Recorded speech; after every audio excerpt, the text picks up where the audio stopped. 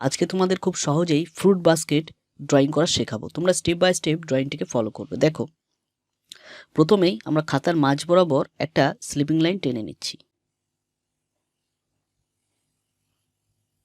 এভাবে স্লিপিং লাইনটা টানার পর ঠিক তার নিচে দিয়ে আর একটা স্লিপিং লাইন আমরা টেনে নেব। এ পর্যন্ত করে নেওয়ার পর আস্তে করে রাউন্ড করে এখানে ঘুরিয়ে দিলাম, আবার এখানেও একইভাবে রাউন্ড করে ঘুরিয়ে দিলাম। এবার দেখো, বাস্কেটটা করার জন্য ঠিক এর মাঝ বরাবর, মানে মাঝ বরাবর বলতে তোমরা দেখো যে দাগটা কেটেছি তার মাঝ বরাবর একটা পয়েন্ট করে নেবে। সেই পয়েন্ট থেকে হালকা, বেশি একটা ডিপ করবে না, হালকা করে নিচের দিকে চলে আসবে। তাহলে এটা আমরা মাঝ বরাবরটা বুঝে নিলাম। দেখো, এই পর্যন্ত করে নেবে। তোমাদের যেমন বড় খাতা হলে একটু বড় করে এই ড্রয়িংটা করবে, আর ছোট খাতা হলে তোমরা ছোটোভাবে ড্রয়িংটা করবে। এর পর্যন্ত আসার পর দেখো, যেভাবে উপরে বড় করে দাগটা কেটেছি, কিন্তু নিচের দিকে তোমরা একটু ছোট করে দাগ কেটে নেবে, কারণ পুরো এত বড় করবে না, বাস্কেটটা এরকম ঘুরে আসবে এই জন্য। আর সবসময় খেয়াল রাখবে, যদি এখানে 3 আঙুল হয় তাহলে এই পাশেও যেন 3 আঙুল এরকমভাবে যেন তোমরা মাপটা নিয়ে নিতে পারো। সবসময় স্কেল দিয়ে মাপ না নিয়ে তোমরা এরকমভাবে আঙুল দিয়েও মাপটা নিয়ে সঠিকভাবে মাপটা করতে পারো। এরপর বাস্কেটটা আঁকার জন্য এইভাবে আস্তে করে একটু রাউন্ড হয়ে ঘুরে এখানে জুড়ে যাচ্ছে, আবার সেমভাবে এইখান থেকে রাউন্ড হয়ে এখানে এরকমভাবে ঘুরে যাচ্ছে। দেখো, এই পর্যন্ত করে নিলাম। এরপর ডবল করে দাগ করে নিলাম। ঠিক এর আর এর মাঝ বরাবর একটা পয়েন্ট করলাম, এর আর এর মাঝ বরাবর একটা পয়েন্ট করলাম। এবার কি করব, দুটো পয়েন্ট আস্তে করে জুড়িয়ে নেবো। আর সবসময় কি করবে, হাতের প্রেশারটাকে বেশি ঠেসে করবে না, তাহলে খাতায় কিন্তু প্রেশার পরে একটা দাগ থেকে যাবে। সেই জন্য কিন্তু তোমরা সবসময় হাতের প্রেশারটাকে কমিয়ে ড্রয়িংগুলোকে করবে।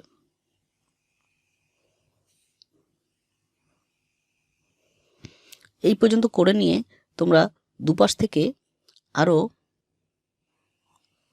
দাগ কেটে নেবে এই পাশে, আর এই সাইডের দাগটা তোমরা এই পাশ দিয়ে কেটে নেবে। এরপর দেখো, এইভাবে স্লিপিং লাইন টানার মতো এরকম টানতে টানতে নিচের দিকে আস্তে আস্তে ছোট করে নেবে। যেমন জায়গাটা ছোট হতে লাগছে সেরকমভাবেই স্লিপিং লাইন টানার মতো টেনে টেনে আস্তে আস্তে ছোট করে নেবে।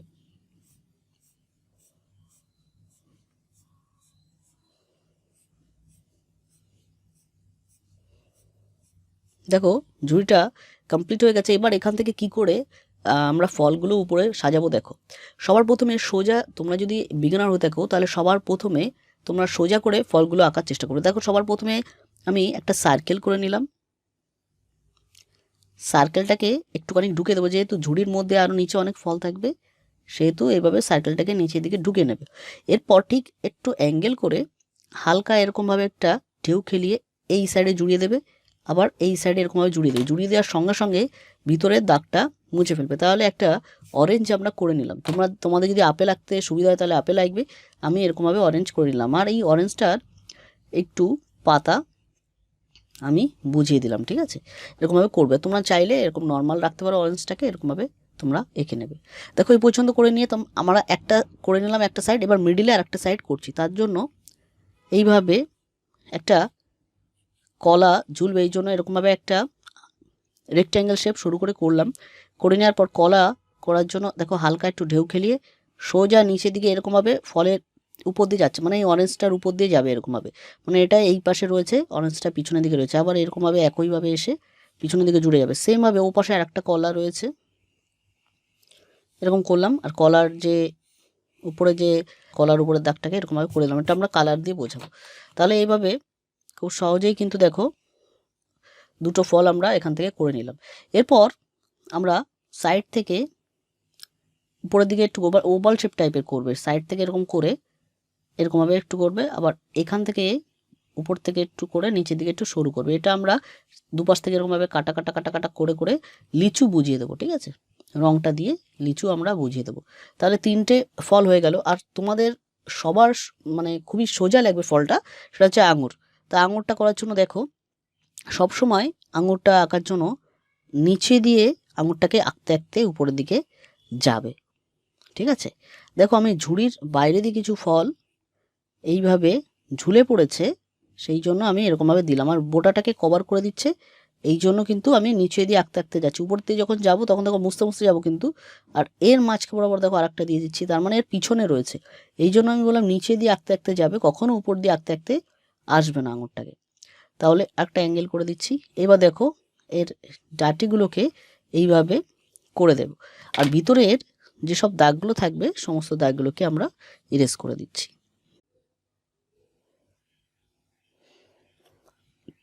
দেখো উপর থেকে আগে ফ্রুট বাস্কেটটাকে আমি রং করছি, ঠিক আছে। ব্রাউন কালারটা নিয়ে নিচ্ছি।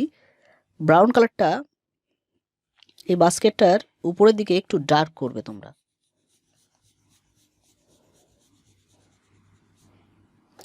যেটুকু আর কি দেখা যাচ্ছে সেই পজিশন পর্যন্ত একটু ডার্ক করে নেবে। ডার্ক করে নিচের দিকে একটু লাইট করবে প্রথম, ঠিক আছে।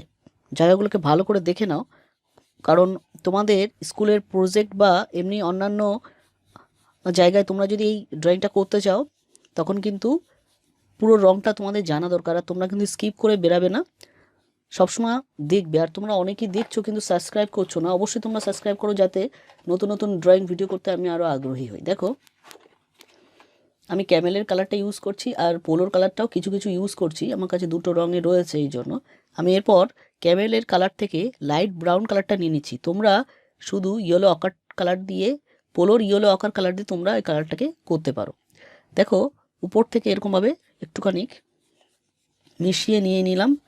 আর সবসময় দেখবে রঙগুলো যেন দাগের বাইরে না বেরিয়ে যায়, এটা ফলো করবে, তাহলে দেখবে আর সমস্যা হবে না। একটুখানি ডার্ক ব্রাউন কালারটাকে এই সাইডগুলো দিয়ে একটু ডিপ করে করে নিচ্ছি প্রতিটা দাগের থেকে, ঠিক আছে। এভাবে ডিপ করে নিচ্ছি। আর উপর দিক থেকে যেখানে শুধু ব্রাউন কালারটা করেছিলাম তার উপরের দিক থেকেও একটু ডার্ক করে বোঝানোর জন্য আমি একটু টেনে নিচ্ছি রঙটা।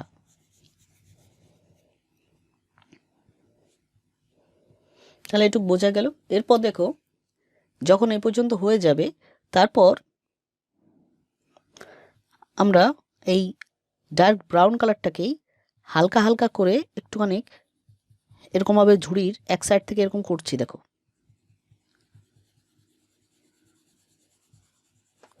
বেশি একটা ডিপ করবো না। আর এর এই সাইডেরগুলো উল্টো দিক থেকে আমরা করতে করতে আসবো, তার মানে ঝুড়ির এই পাশেগুলো এই সাইড দিয়ে আর এই পাশেগুলো এই পাশে, মাঝখানের দিকে আর কি কালারগুলোকে আনতে হবে, ঠিক আছে। এরকমভাবে করে নেবে। করে নেওয়ার পর আমরা একই প্রসেসে যেভাবে আমরা লাইট ব্রাউন কালারটা করেছি সেইভাবেই কিন্তু ক্রোম ইয়েলো ডার্ক কালারটা তোমরা করে নিতে পারো। দুটো কালার ভালো করে মিশিয়ে নেবে।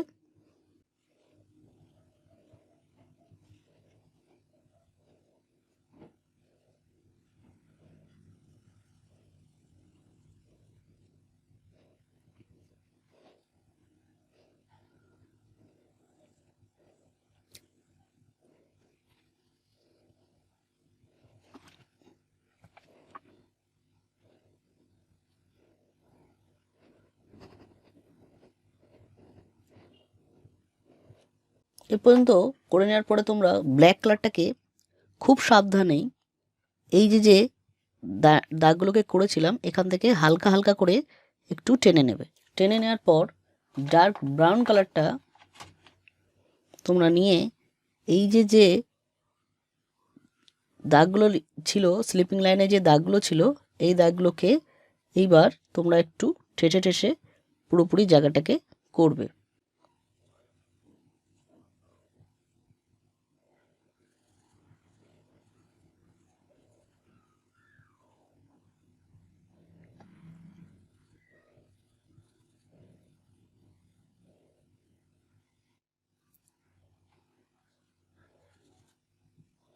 তাহলে এই পর্যন্ত এই বাস্কেটের কালারটা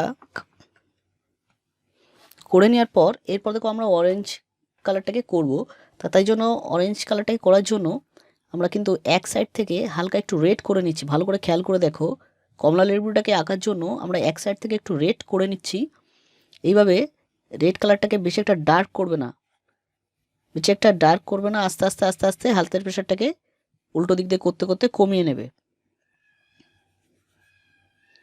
কমিয়ে নেওয়ার পর এরপর তোমরা প্লেন অরেঞ্জ কালারটাকে দিয়ে পুরোপুরি এইভাবে রেড কালারের উপর দিয়ে কিন্তু সুন্দর করে রঙটাকে নিয়ে নেবে। সার্কেল সার্কেল করে মিশিয়ে নিলাম রঙটাকে যাতে ভালো করে জায়গাটা কভার হয়ে যায়।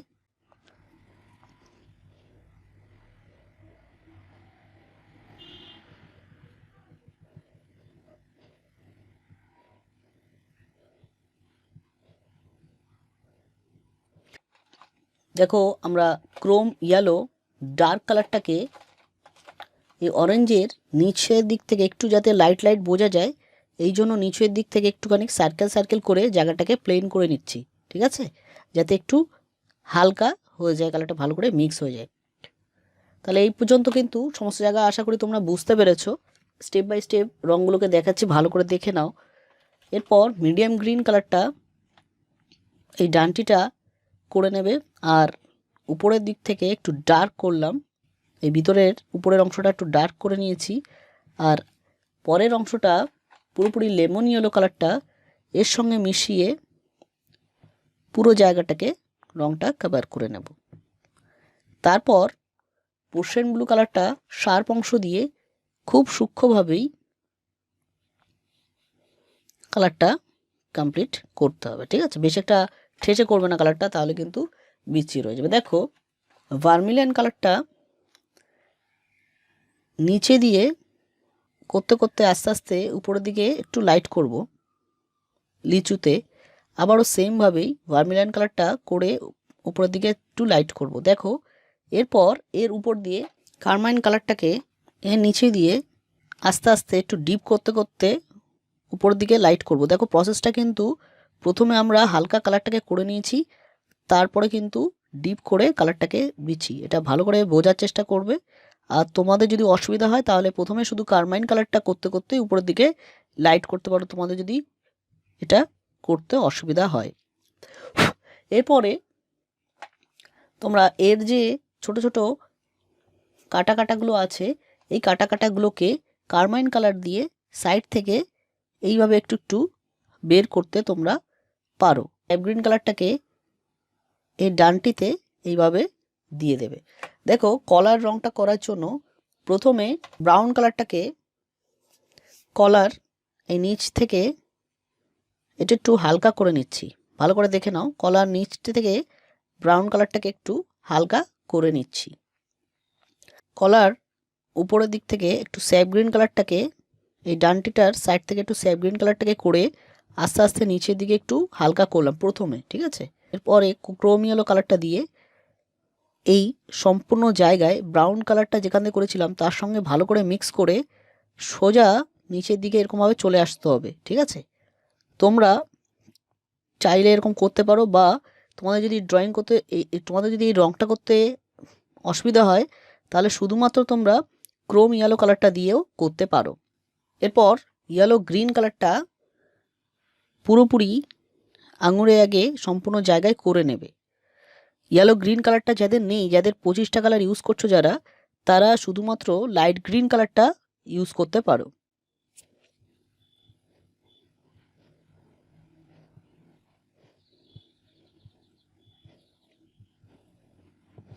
এরপর দেখো ভালো করে দেখে নাও, এরপরে মিডিয়াম গ্রিন কালারটাকে হালকা করে প্রতিটা এক সাইড থেকে এরকমভাবে ডিপ করে আস্তে আস্তে হালকা আমি করে নিচ্ছি, ঠিক আছে।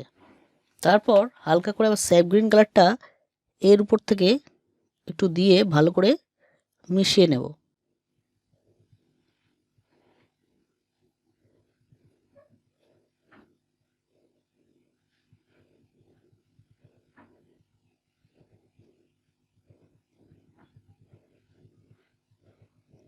ডার্ক ব্রাউন কালারটা দিয়ে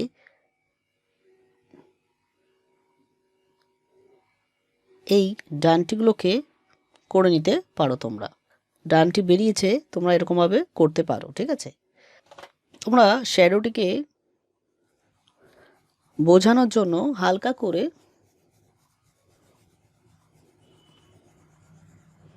দেখো খুব সহজেই ফ্রুট বাস্কেটটা ড্রয়িং করা হয়ে গেছে। এরকম নতুন নতুন ড্রয়িং ভিডিও দেখতে হলে অবশ্যই চ্যানেলটিকে সাবস্ক্রাইব করে রেখো, আর অবশ্যই তোমরা কমেন্ট করে জানাবে যে কোন কোন ড্রয়িংগুলো তোমাদের ভালো লাগে, তাহলে সেই ড্রয়িংগুলো আমি করার চেষ্টা করব। এবং তোমাদের মতো বন্ধুদের সঙ্গে অবশ্যই চ্যানেলটিকে শেয়ার করো, যাতে আমি আরও নতুন নতুন ড্রয়িং করতে তোমাদের জন্য আগ্রহী হই।